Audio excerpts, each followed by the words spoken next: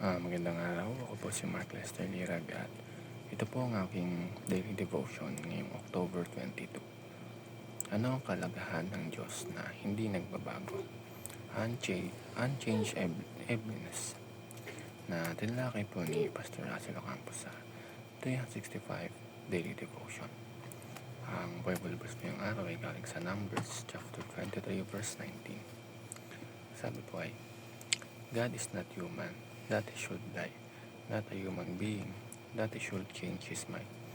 Does he speak and then not act? Does he promise and not fulfill?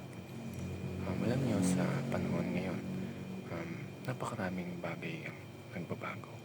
Mula sa ating mga plano, sitwasyon sa buhay, hanggang sa mga taong nakapaligid sa atin. Pero sa lahat ng ito, isa lang ang nanatiling pareho noon, ngayon at magpakailanman. At ito ang Panginoon. Ang tinatawag nating immutability o unchanged ableness of God ay nangangahulugang hindi kailanman nagbabago ang Diyos sa kanyang pagkatao, kanyang mga katangian, mga layunin, at mga pangako. Kung gaano siya kabuti noon, ganun pa rin siya ngayon, at ganun pa rin siya magpakailanman. Kaya nga napaka-assuring isipin na kahit nagbago na ang mundo, ang Diyos ay nanatiling tapat.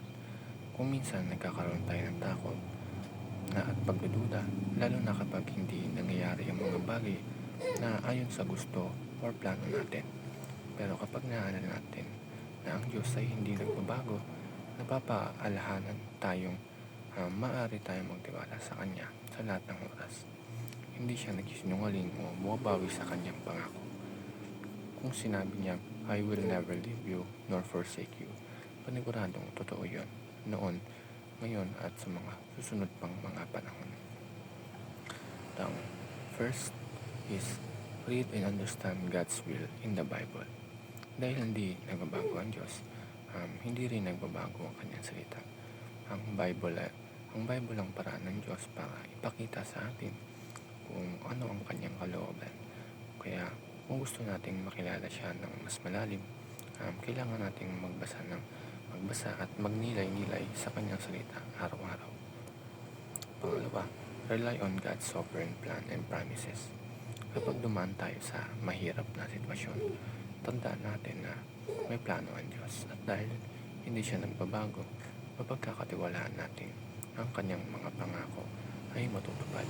Hindi man natin agad makita, pero sa tamang panahon, gagawin niya ang nararapat. Panghuli, rest in God's constant nature and character.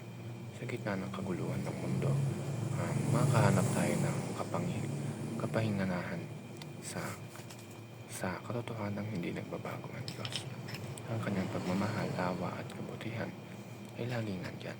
Hindi niya tayo pababayaan kailanman. Yun lamang po.